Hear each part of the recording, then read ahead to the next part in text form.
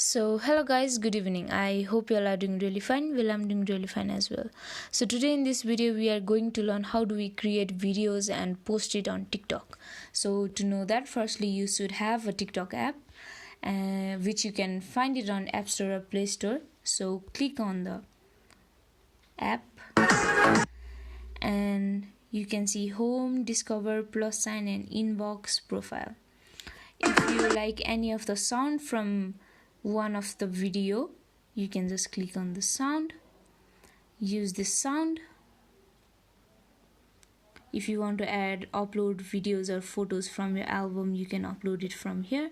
But if you want to just make it from here, then just do it and click on tick.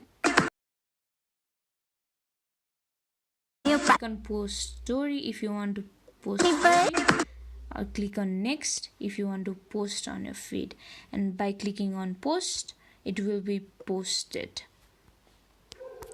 So that's it guys, hope you like our video. If you liked our video, please like and subscribe, plus see the notification bell for further more videos like this. Thank you for watching.